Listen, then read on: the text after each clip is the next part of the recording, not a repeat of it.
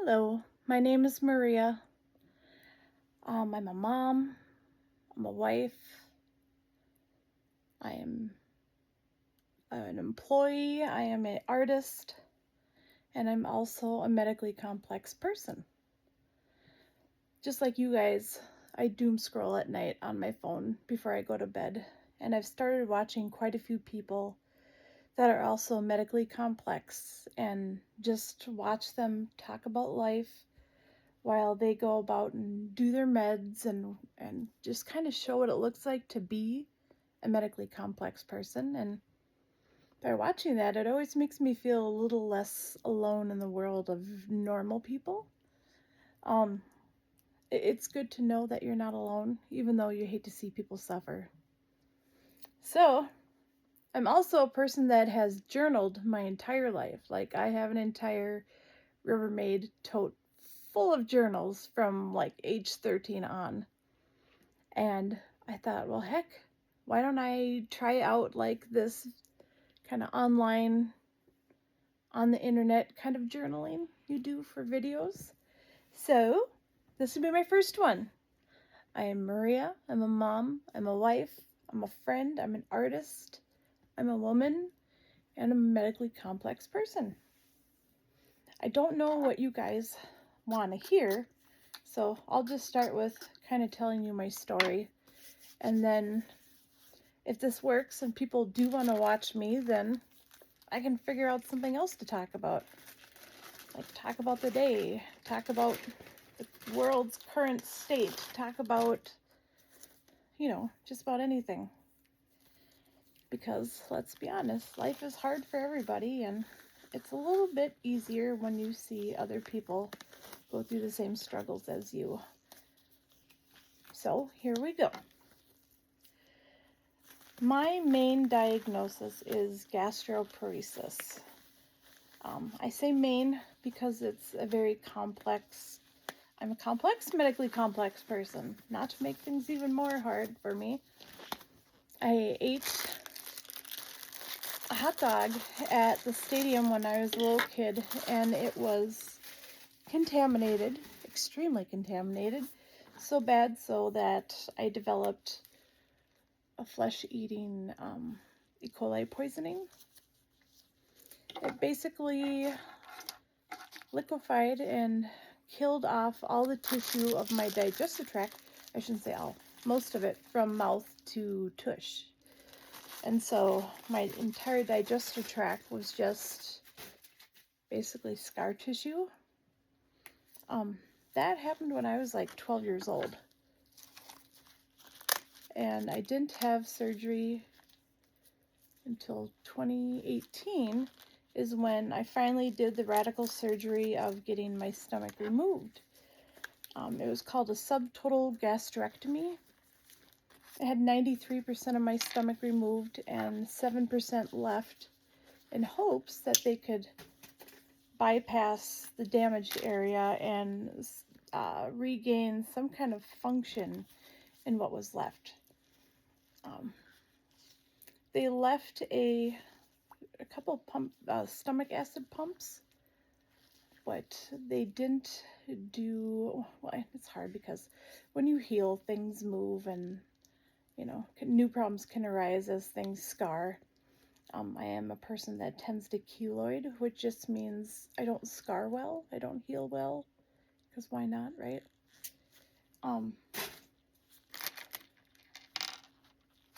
So I have that problem already, and the stomach pumps, or acid pumps that are still there, were dripping straight down the staple line of my original surgery and was creating ulcers. They had me on like oral meds for like Protonix and different things for acid reduction, but lo and behold, I also developed malabsorption, meaning the tissue that was left in my GI tract was no longer going to absorb nutrients by eating orally and having it go through my system. Finding that out the hard way, as my meds didn't absorb, and I developed a huge ulcer that perforated. That means it opened up and essentially spilled all of my stomach contents into my, just the abdominal area.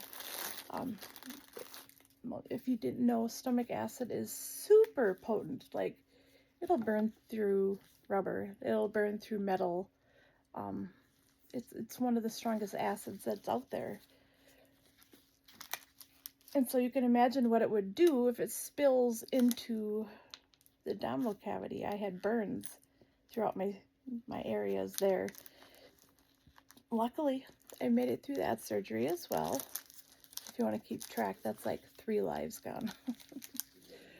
And they were able to repair it.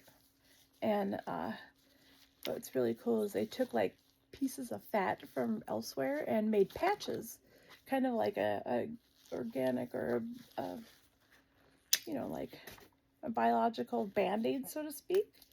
I offered to donate more fat to science in case anybody else needed band-aids, but they didn't say yes. And what do you do? But it healed a lot of the burns in my system, so that works good. Like I said, that was in 2018, so it's been quite a while, and unfortunately, I haven't regained the digestive function that they were hoping by bypassing all of that damaged tissue. So, in hindsight, would I do it again? Probably not, but there's another risk of developing stomach cancer because of the damaged tissue, so you never know. Maybe I would have gotten that, and I would definitely rather deal with this than have that option. So, that brings me to today. All these years later, I am still trying to find good doctors that actually care, that want to try to follow me. And I mean, where is the house MD when you need them? I've never once had a doctor that was like, I'm sorry this happened to you. Let's find a way to give you the best life we can. Even my GI doctor isn't like that. She's a great doctor, but she's like one of 3 GI motility doctors in the state. And so therefore, she's busy. She's got a lot of people. I maybe get to see her once every 1.5 to 2 years. That's not okay. As you can see, I have a chest port. Once they realized I had the malabsorption so severely, they had to decide how to get medicines and nutrition into me. So I started with a PICC line, basically kind of the same kind of tube, but it was in my arm. They're very temporary, which is the downside. And so I had that for 6 months, my first PICC line for 6 months, and that worked really well to put in hydration and meds and nutrition. I get occasional TPN, which is, it's like white. You may see some of the other ladies out there with gastroparesis, and they have the big medical bags with like fluid and then white liquid, and they break it and mix it together. They're basically combining all these vitamins and minerals and all the different things that your body would need to survive, mixing those together, and that's how they get their hydration or their nourishment. So where's my other one? It's not so easy to do meds and talk at the same time, I'm finding, but I've done this enough. I can get through it. These are not even all of my meds. I'll show them to you when I'm done. I have meds for acid reduction. I have meds for motility, which is,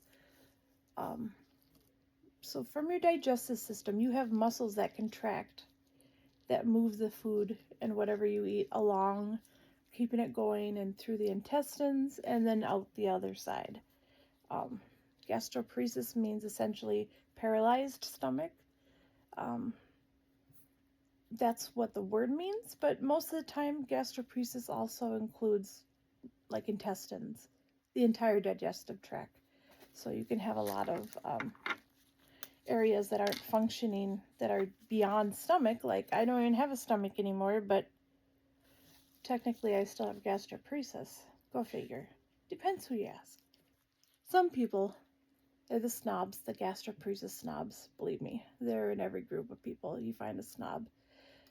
The Karens of the digestive world that say, you don't have a stomach, therefore you don't have gastroparesis. Okay, thanks. That makes me feel so great. So, yeah, not distracted. This is for morning. All right, setting all my meds up. I do these meds twice a day, morning and night. I also have bags of fluid that I run for hydration, either lactated ringers or just the sodium chloride, the salt. I like to joke with my kids that I'm a mermaid out of water, so I have salt water that has to go in through my heart. I'm a mermaid at heart. See? Yep. And so from there, my malabsorption has caused other problems. You can imagine if you aren't getting nourishment to your body, other things are going to start breaking down, like my bones. As along this journey, I also found out that I have EDS, which was probably well before I was born with it, Ehlers-Danlos syndrome. I'm relatively new to that diagnosis, but it makes there's so many things in my life that make sense now because of that diagnosis. So as much as it's not fun, having a diagnosis makes you feel better in a way, because then it's kind of like proof that you're not lying. I swear, a lot of doctors out there, they make you feel like you're lying or making stuff up, yeah, so I have this symptom, and they go, weird, I've never heard that before. It's like, oh, does that mean I'm lying? Or maybe I'm a little hypersensitive about that stuff, but I can't tell you how many doctors and nurses and other medical professionals that they just treat you like you're making everything up. What are those people called that they have that condition where they want to have medical problems for the attention? What is it? I forgot the word. Anyways, you know what I mean. So when you do finally get a diagnosis, you feel justified in a way, even though it's like, yay, I have an incurable illness. Yeah. Oh. But you find your group of people. I have a couple good groups for Ehlers-Danlos and for gastroparesis and all those things, and even just moms. Like, I'm a mom in my 40s, early 40s. I'm sticking to that. Early 40s with teenagers, and so my body's going through all these changes. Anyways, perimenopause. I don't want to admit that one yet. I'm going to live in denial a little bit longer. So you get hot flashes and they're crabby and your mind's gone, and oh man. The world does not prepare women well enough for perimenopause and menopause.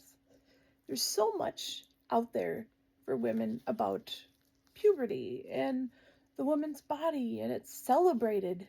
Pregnancy, the whole world celebrates it. But after the fact, women's health, when it comes to the changes in the body after that, where is the medical world? It's quiet. Nobody wants to talk about it. Like it's crickets. So they do not prepare you well enough for that at all. Which is a shame, because that's one change where you need help. You feel like you're losing your body, your mind, your soul, everything, and you add that onto a medically complex person, and it's like the perfect storm. It's amazing that we don't just walk around aimlessly with cones around our neck and coffee running through our IVs. Wouldn't that be great if that was an option? All right, let me see. I got all the meds. All the things. So I do shots. And I sing the song sometimes, because why not make light of the situation? Run them all night long. have my, look at this cool thing. This is a hemo pump. There's enough saline in here, and the pressure, it's made so that the medication is administered slowly over 15 minutes. You can also get bigger ones, I mean a size like a softball or a cantaloupe even, and they can last an hour. It's a way of, measuring out the time that you get your meds without having a pump, which is kind of handy. We just call them grenades because they look like if you pop that and throw it. Grenades. Yeah. Chuck my stuff away. So that's that. Oh, I forgot. So we got the malabsorption issues. Take my gloves off because now I'm done with the IV stuff. We got all the malabsorption issues and my bones started falling apart. I have, like my teeth crumbled. My jaws broke. Like literally I have, you can see, I have no bottom teeth right now because I had to have my jaw rebuilt. I had plates with screws and bone grafts, and if you could see under the skin of my mouth, I probably have more metal holding my jaws together than I do teeth or skin or anything. It's pretty bad. And the bones throughout my body are the same way. I have 2 vertebrae in my spine that are just completely compression fractures. Like my skin has suffered, and it's no good. But if you had doctors that actually cared about our well-being and not just trying to get their next paycheck by pushing a certain drug that offers them trips or what have you. And I know that's not fair to say that because not every doctor's like that. Correct. Absolutely. I'm yet to meet one that isn't, unfortunately. So that is the deal. My new latest thing with the Ehlers-Danlos side of it is I've got 2 tears in my hip, my connective. So Ehlers-Danlos is kind of a description, or it's a syndrome that, I don't know if you really want to call it a disease. It is a connective tissue disorder mainly, but it can have an array of symptoms, and there's different kinds of EDS, Ehlers-Danlos, and, there's different things. It's kind of like the autism umbrella. You got all this underneath there. It's kind of like that. It's an autoimmune thing. And so now I've got all of those good issues too. Like, I've had 4 operations this year on my eyes.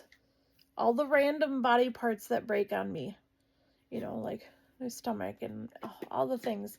And now my eyes. Why not? Right? Why not have something untouched? So, my connective tissues, like the muscles that hold onto your eyeballs, have started to pull away and fray, which is creepy. Because all of a sudden I had one eye that was wandering like little kids got. And I literally am seeing a doctor down at the children's hospital because it's all these like preschoolers and toddlers and me. And yes, I do sit on the giraffe and the panda seats because, I mean, they should have that in adult medical too, not just kids. If you're sick and you're not feeling well or you're going through cancer or something like that, the little things in life that can make things a little lighter, a little easier, hell yeah, you're going to choose to sit on the giraffe chair. It's true. Even if we're adults, we want to be taken care of. We want to be treated gently. Right. I don't even know where I was going with that. Well, I suppose I'll end this video. If you want to see more, let me know. I'll look for the comments. And maybe you're sick of seeing people whine about their medical things. Fine. Just keep going. Just keep scrolling. You don't have to be mean. I got enough mean people in my life. So, if you do like it and you want to hear me talk again, we can do meds again tomorrow night and talk about something else. I like to talk. You could ask my husband and my kids. I bet they'd appreciate it if I talked to someone else for a little while. Okay. I'm going to go. You have a good night. Bye-bye.